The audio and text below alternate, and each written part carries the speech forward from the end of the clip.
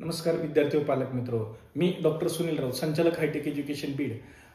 सर्वप्रथम आपल्या सर्वांचं आमच्या हायटेक एज्युकेशनच्या यूट्यूब चॅनलमध्ये सहर्ष स्वागत आहे।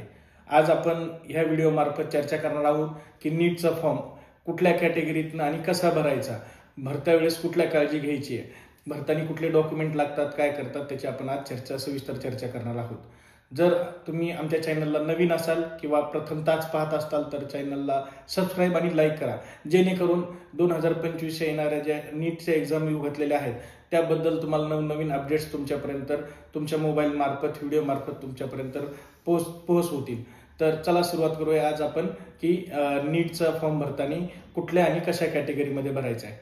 तर यापूर्वी आपण एका व्हिडिओमध्ये चर्चा केली होती की नीट ची एक्झाम जी आहे ही एक्झाम कंडक्ट कोण करतं, तर एनटीए म्हणजे नॅशनल टेस्टिंग एजन्सी, ही एजन्सी नीटची एक्झाम कंडक्ट करते। आणि ऍडमिशन प्रोसेस ही दोन प्रकारे होते, एक तर ऑल इंडिया कोटा जी की MCC medical counselling committee conduct करते, त्याच्यामध्ये 15% सीट्स भरल्या जातात।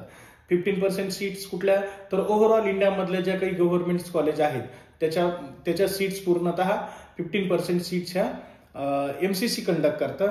रिमेनिंग 85% सीट ज्या आहेत ह्या त्या स्टेटच्या काउन्सिलिंग प्रोसेसमध्ये जातात।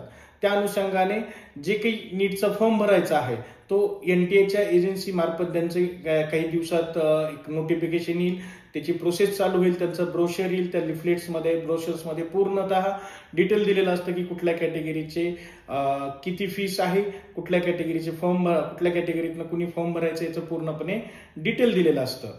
जसं की मागच्या 2 वर्षापूर्वी बऱ्याचशा विद्यार्थ्यांना ज्यावेळेस त्यांचं सेंट्रलचं कास्ट सर्टिफिकेट नसत त्यावेळेस त्यांनी एक अंडरटेकिंग फॉर्म भरून द्यावा लागत होता, बट लास्ट इयर पासून एनटीएने तो पण मुद्दा त्यातनं बाहेर काढला आहे।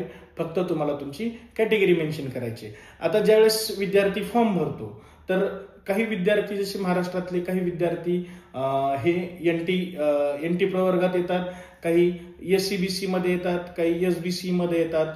तर ह्या विद्यार्थ्यांनी फॉर्म कशा आणि कुठल्या कॅटेगरीत भरायचा, तर ज्यावेळेस आपण नीटचा फॉर्म भरतो तर भरते वेळेस फक्त एनटीएच्या याच्यात ऑल इंडिया लेवलला ज्यावेळेस आपण फॉर्म भरतो तर फक्त 5 कॅटेगरीमधनच त्यांचा फॉर्म भरला जातो, म्हणजे 5च ऑप्शन असतात। जसं की जनरल म्हणजे ओपन कॅटेगरी, दुसरं ओबीसी, तिसरं एससी, चौथं एसटी आणि लास्ट इयर पासून त्यांनी ईडब्ल्यूएसचं एक ऑप्शन दिलेलं असेल। म्हणजे ह्या 5 कॅटेगरीमधनच तुम्ही फॉर्म भरू शकतात। आता हे जर आपण 5 कॅटेगरीमध्ये फॉर्म भरतो तर बऱ्याचशा विद्यार्थ्यांच्या आणि पालकांच्या मनात हा प्रश्न उद्भवू शकतो की सर आम्ही तर महाराष्ट्रामध्ये विजेमध्ये आहोत किंवा एनटी प्रवर्गात आहोत किंवा एससीबीसी मध्ये आहोत, तर ह्या विद्यार्थ्यांनी काय, तर त्यांनी आपल्या जे काही विजा आहे, एनटी प्रवर्ग आहे किंवा ओबीसी प्रवर्ग, एससीबीसी जे आहेत, ह्यांनी कसं करायचं, तर ह्यांनी आपला फॉर्म हा ओबीसी मधनं भरायचा आहे। तर एससीबीसी कॅटेगरी मधले जे विद्यार्थी आहेत, एससीबीसी जसे हे रिझर्वेशन आहे, तर ह्या वर्षीच्या प्रोसेसमध्ये जे की मराठा समाजाला 10% रिझर्वेशन जे गव्हर्नमेंटने देऊ घातलेलं आहे त्यांच्यासाठी स्पेशली एससीबीसी रिझर्वेशन हे महाराष्ट्रात आहे। पण हेच केंद्रामध्ये ज्यावेळेस तुम्ही जाताल तर तुम्हाला ज्या एससीबीसी वाल्यांचं जे आहे ते ईडब्ल्यूएसचं सर्टिफिकेट त्यांनी काढायचं आहे। पण त्याच्याबद्दलचे जे काही इन्स्ट्रक्शन्स आहेत किंवा गाईडलाईन्स आहेत हे ज्यावेळेस एनटीएचं बुकलेट ज्यावेळेस येईल, ऍडमिशन बुकलेट ज्यावेळेस येईल, त्यामध्ये त्यांनी नमूद केलेलं असेल तर त्या पद्धतीने आपण त्या कॅटेगरीमध्ये फॉर्म भरायचा आहे। तर आता आपण चर्चा करत होतो की काही विद्यार्थी पालक असा समज होऊ शकतो की सर आम्ही एनटी मध्ये आहोत किंवा विजे मध्ये आहोत किंवा एसबीसी मध्ये आहोत, तर ह्या विद्यार्थ्यांनी आणि पालकांनी आपला फॉर्म जो आहे हा ओबीसी प्रवर्गात भरायचा। तर ओबीसी का, तर ही जी कॅटेगरीज आहेत ह्या सेंट्रलच्या लिस्टमध्ये ज्या आहेत तर त्या ओबीसी मध्ये येतात। त्यामुळं विद्यार्थ्यांनी पालकांनी जे आहे तर फॉर्म भरताना ओबीसीत भरायचं आहे, जेणेकरून तुम्हाला सेंट्रलचं रिझर्वेशन ओबीसीचं मिळेल। आणि ज्यावेळेस तुम्ही स्टेट काउन्सिलिंग मध्ये येतात, जसं की आपल्या इथं सीईटी सेल जी आपली इथली प्रोसेस कंडक्ट करते, त्याच्यामध्ये प्रत्येक कॅटेगरीचं जे काही रिझर्वेशन आहे त्या पद्धतीने त्यांना रिझर्वेशन आणि त्या पद्धतीत ज्यावेळेस आपण सीईटी सेलचं रजिस्ट्रेशन करू त्यावेळेस आपली कास्ट नमूद करायची आहे, त्यावेळेस तुम्हाला तुमचं कास्ट सर्टिफिकेट, नॉन क्रिमिनल आणि व्हॅलिडिटी लागेल. डॉक्युमेंटच्या बाबतीत आपण एक व्हिडिओ बनवलेला आहे, तो ऑलरेडी आपण आपल्या युट्यूब चॅनलवर टाकलेला आहे. जे कोणी नवीन असतील त्यांनी माझे पूर्ण व्हिडिओजमध्ये बघू शकता, त्याच्यात ते पूर्णपणे आपण डिटेल दिलेला आहे. तर आता ज्यावेळेस तुम्ही नीटचा फॉर्म भरणार आहे तर एक प्रकार त्यांनी तुम्ही एक गोष्ट लक्षात ठेवायची, तर तुम्हाला 5 कॅटेगरीचे ऑप्शन राहतील. एक राहील ओपन कॅटेगरी, दुसरं राहील ओबीसी, तिसरं राहील एससी, चौथं एसटी आणि पाचवं म्हणजे ईडब्ल्यूएस. तर याकरिता काय लागतं, तर ओबीसी कॅटेगरीच्या मुलांना ज्यावेळेस ओबीसी सर्टिफिकेट ओबीसी मधनं सेंट्रलच्या याच्यात फॉर्म भरला आणि त्यांना प्रोसेसमध्ये ज्यावेळेस उतरायचे ऑल इंडियाच्या, जे की एमसीसी मेडिकल काउन्सिलिंग कमिटी ज्यावेळेस ही कंडक्ट करते प्रोसेस, त्यावेळेस जर तुम्हाला त्या प्रोसेसमध्ये उतरायचं असेल तर ओबीसीच्या विद्यार्थ्यांनी सेंट्रलचं ओबीसी कास्ट सर्टिफिकेट असणं खूप महत्वाचं आहे.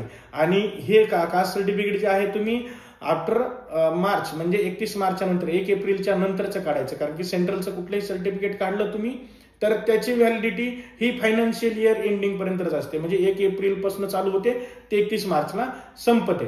तर विद्यार्थ्यांनी आणि पालकांनी एक गोष्ट लक्षात ठेवा, नीटचा फॉर्म भरताना त्या काही दिवसात ज्यावेळेस चालू होतील त्यावेळेस विद्यार्थ्यांनी फॉर्म भरताना आपण कुठल्या कॅटेगरीत भरायचं हे आठवणी लक्षात ठेवून त्या पद्धतीने फॉर्म भरायचा आहे.